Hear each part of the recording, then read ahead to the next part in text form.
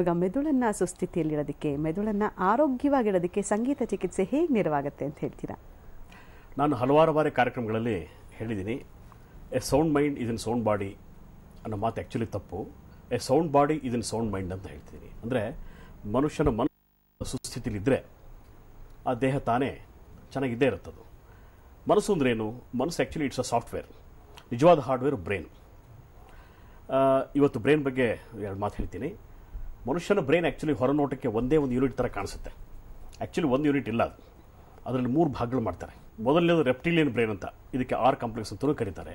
ಇನ್ನೊಂದು ಮೆಮಿಲಿಯನ್ ಬ್ರೈನ್ ಅಂತ, ಇನ್ನೊಂದು ನಿಯೋಕಾರ್ಟೆಕ್ಸ್. ಇವತ್ತು ರೆಪ್ಟಿಲಿಯನ್ ಬ್ರೈನ್ ಬಗ್ಗೆ ನಾವು ಮಾತಾಡೋಣ. ಈ ರೆಪ್ಟಿಲಿಯನ್ ಬ್ರೈನ್ ಆ್ಯಕ್ಚುಲಿ ಇದರಲ್ಲಿ 2 ಭಾಗಗಳಿವೆ. ಇದನ್ನು ಆರ್ ಕಾಂಪ್ಲೆಕ್ಸ್ ಅಂತಲೂ ಕರೀತಾರೆ. ಒಂದು ಸೆರೆಬಿಲಮ್, ಇನ್ನೊಂದು ಬ್ರೈನ್ ಸ್ಟೆಮ್ ಅಂತ.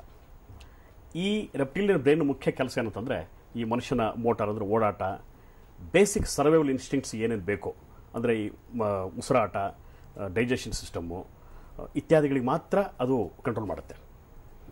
ಇನ್ನೊಂದು ಇಂಟ್ರೆಸ್ಟಿಂಗ್ ವಿಷಯ ಅಂತಂದರೆ, ಈ 3 ಬ್ರೈನ್ ಪಾರ್ಟ್ಸ್ ಏನಿದೆಯಲ್ಲ ಒಂದೇ ಟೈಮಲ್ಲಿ ಫಾರ್ಮೇಷನ್ ಆಗಲಿಲ್ಲ.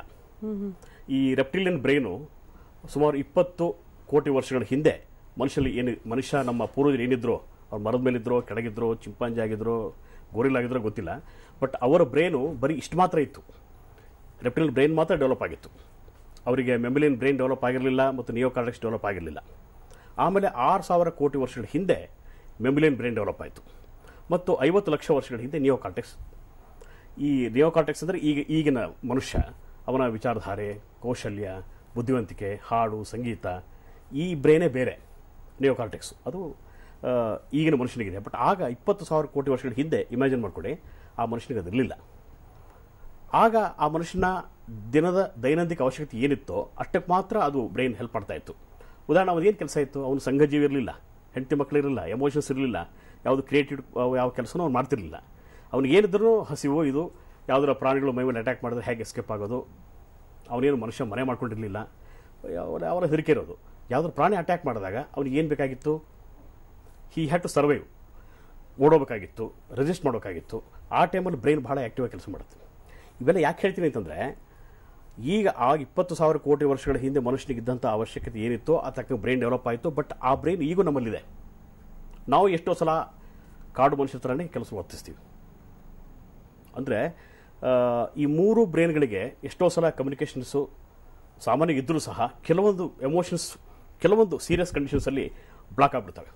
ಒಂದು ಮಾತ್ರ ಆ್ಯಕ್ಟಿವ್ ಆಗಿ ಕೆಲಸ ಮಾಡುತ್ತೆ. ಈಗ ನಾನು ಹೇಳಿದೆ ಎಮರ್ಜೆನ್ಸಿ ಸಿಚುವೇಶನ್ ಅಂತ ಹೇಳಿದೆ, ಆಗ ಕಾರ್ಟಿಸಾಲ್ ಪ್ರಮಾಣ ಜಾಸ್ತಿ ಆಗುತ್ತೆ. ಅಡ್ರಿನಲ್ ಗ್ಲ್ಯಾಂಡ್ಸು ಕಾರ್ಟಿಸಾಲ್ ಪ್ರಮಾಣ ಜಾಸ್ತಿ ಮಾಡುತ್ತೆ. ಕಾರ್ಟಿಸಾಲ್ ಬಗ್ಗೆ ನಾನು ಲಾಸ್ಟ್ ಟೈಮೆಲ್ಲ ಸಾಕಷ್ಟು ಹೇಳಿದ್ದೀನಿ. ಕಾರ್ಟಿಸಾಲ್ ಮನುಷ್ಯನಿಗೆ ಬೇಕು, ಅದು BP ಕಂಟ್ರೋಲ್ ಮಾಡುತ್ತೆ, ಇನ್ಸುಲಿನ್ ರಿಲೀಸ್ ಮಾಡೋಕ್ಕೆ ಮಾಡುತ್ತೆ, ಓಕೆ. ಬಟ್ ಪ್ರಮಾಣ ಹೆಚ್ಚಾಯಿತು ಅಂತಂದರೆ ಆಗ ಸಾಕಷ್ಟು ಪ್ರಾಬ್ಲಮ್ಸ್, ಬೋನ್ ಡೆನ್ಸಿಟಿ ಕಮ್ಮಿ ಆಗುತ್ತೆ, ಶುಗರ್ ಬರುತ್ತೆ, ಮನುಷ್ಯ ದಪ್ಪ ಆಗ್ತಾರೆ, ಸಾಕಷ್ಟು ನಾನು ಲಾಸ್ಟ್ ಟೈಮಲ್ಲಿ ಹೇಳಿದ್ದೆ. ಈ ಆಧುನಿಕ ಬದುಕಲ್ಲಿ ಏನಾಗುತ್ತೆ, ನಾವು ಈ ಪರ್ಟಿಕ್ಯುಲರ್ ಬ್ರೈನ್ನ ಕಂಟ್ರೋಲ್ ಮಾಡದೇ ಇದ್ದರೆ ತುಂಬ ಟೆನ್ಷನಲ್ಲಿ ಮನುಷ್ಯ ಇರ್ತಾನೆ ಆ್ಯಂಡ್ ಅದರಿಂದ ಸಾಕಷ್ಟು ಕಾಯಿಲೆಗಳು ಬರ್ತವೆ. ಇದನ್ನು ಹೇಗೆ ಸಂಗೀತದಿಂದ ಕಂಟ್ರೋಲ್ ಮಾಡ್ಬೋದು ಅನ್ನೋದನ್ನು ನಮ್ಮ ಭಾರತೀಯ ಸಂಗೀತ ಚಿಕಿತ್ಸಕರು ಒಂದು ಬೇರೆ ಸಿಸ್ಟಮ್ ಹೇಳ್ತಾರೆ. ಅವರು ನಿಮ್ಗೆ ಗೊತ್ತಿದೆ 7 ಚಕ್ರ ಬಗ್ಗೆ ನಾನು ಹೇಳಿದೆ. ಮೊದಲಿನ ಮೂಲಾಧಾರ, ಸ್ವಾಧಿಷ್ಠಾನ, ಮಣಿಪುರ ಚಕ್ರಗಳನ್ನು ತಾಳ ಪ್ರಧಾನವಾದಂಥ ಗೀತೆಗಳು ಕೇಳಿದ್ರೆ ಈ ಕಾರ್ಟಿಸಾಲ್ ಪ್ರಮಾಣ ಕಮ್ಮಿ ಮಾಡ್ಬೋದು ಅಂತ ಅವ್ರು ಹೇಳ್ತಾರೆ. ಮತ್ತು ಅನಾಹತ ಚಕ್ರಕ್ಕೆ ಮೌನ, ಮತ್ತು ಮೇಲೆ ವಿಶುದ್ಧ, ಆಜ್ಞಾ ಮತ್ತು ಸಹಸ್ರಾರ ಚಕ್ರಗಳನ್ನ ಉದ್ದೀಪನಗೊಳಿಸೋಕ್ಕೆ ಮೆಲೋಡಿ. ಒಂದು ಹಾಡಿನಲ್ಲಿ ಮೆಲೋಡಿ ಬರುತ್ತೆ, ಅಂದರೆ ಮಾಧುರ್ಯ, ಮತ್ತು ತಾಳ ಎರಡು ಸೇರಿದ್ರೆ ಒಂದು ಹಾಡು.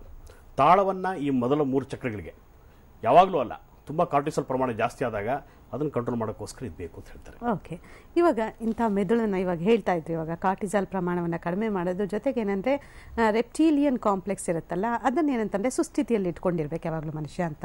ಇದಕ್ಕೆ ಯಾವ್ದು ರಾಗಗಳು ಹೆಲ್ಪ್ ಆಗುತ್ತೆ ಅಂತ ಹೇಳ್ತೀರಾ? ಶುದ್ಧ ಧನ್ಯಾಸಿ, ಬೃಂದಾವನ ಸಾರಂಗ, ಭೀಮ್ ಪಲಾಸು, ಭೈರವಿ, ರಾಗಶ್ರೀ ಮತ್ತು ಪಹಾಡಿ, ಇದು ಈ ರಾಗಗಳಲ್ಲಿ ಫಾಸ್ಟ್ ಸಾಂಗ್ಸ್ನ ಕೇಳಿದ್ರೆ ಉದ್ವೇಗ ಕಮ್ಮಿ ಆಗುತ್ತೆ ಅಂತ ಹೇಳ್ತಾರೆ. ಓಕೆ, ಒಟ್ಟಿನಲ್ಲಿ ಏನಂದ್ರೆ ಒಂಥರ ಡ್ಯಾನ್ಸ್ ಮಾಡಬೇಕು, ಡ್ಯಾನ್ಸಿಂಗ್ ಅಂತ ಸಾಂಗ್ಸ್ನ ಕೇಳಬೇಕು, ಡ್ಯಾನ್ಸ್ ಮಾಡಬೇಕು, ಆಮೇಲೆ ವಾದ್ಯಗಳು ನುಡಿಸ್ಬೇಕು, ಉದ್ವೇಗ ಕಮ್ಮಿ ಮಾಡ್ಕೊಳ್ಳೋಕೆ ಫಾಸ್ಟ್ ಬೀಟ್ ಸಾಂಗ್ಸ್ ಕೇಳಬೇಕು ಅಂತ ಹೇಳ್ತೀರಾ. ಮೆದುಳನ್ನ ಸುಸ್ಥಿತಿಯಲ್ಲಿ ಇಡಬೇಕು ಅಂತ ಒಂಥರ ಡ್ಯಾನ್ಸಿಂಗ್ ಮೂಡ್ಗೆ ಹೋಗಬೇಕು, ಆ ಥರ ಸಾಂಗ್ಸ್ ಹೆಲ್ಪ್ ಆಗುತ್ತೆ ಅಂತ ಹೇಳ್ತೀರಾ. ಆಗ ಅನ್ನೆಸರಿ ಕಾರ್ಟಿಸಾಲ್ ಪ್ರಮಾಣ ಏನಿದೆಯೋ ಅದು ಕಮ್ಮಿ ಆಗುತ್ತೆ. ಅವರು ತಾವೇ ಹಾಡ್ಕೋಬೇಕು ಪ್ಲಸ್ ವಾದ್ಯಗಳು ನುಡಿಸ್ಕೊಂಡ್ರು ಸಹ ಅನುಕೂಲ ಆಗುತ್ತೆ. ಓಕೆ, ಮೊದಲನೇದು ಯಾವ ಹಾಡು ಆಡ್ತಾ ಇದ್ದೀರಾ ಛಾಯಾ? ಇದು ಆಶಾ ಭೋನ್ಸ್ಲೆ ಅವರು ಹಾಡಿರುವಂತ ಒಂದು ಹಳೆ ಚಿತ್ರಗೀತೆ ಹಾಡ್ತಿದ್ನಿ. ಇದು ತುಂಬಾ ಫಾಸ್ಟ್ ಬೀಟ್ ಇದೆ, ಪಿಯಾತು ಅಪ್ತೋ ಆಜಾ ಅಂತ, ಅದು ಹಾಡ್ತಾ ಇದ್ದೀನಿ. ತುಂಬಾ ಫೇಮಸ್ ಹಾಡು. ತುಂಬಾ ಫೇಮಸ್ ಹಾಡು.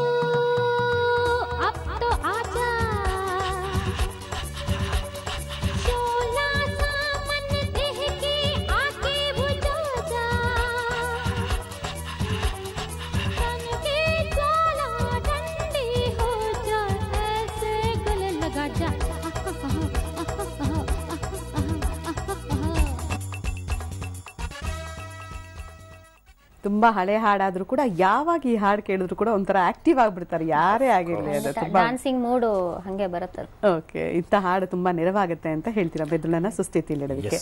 ನೀವಿಬ್ಬರ ಜೊತೆ ಮತ್ತೆ ಚರ್ಚೆನ ನಾನು ಮುಂದುವರಿಸ್ತೀನಿ. ಈಗ ಚಿಕ್ಕ ಬ್ರೇಕ್.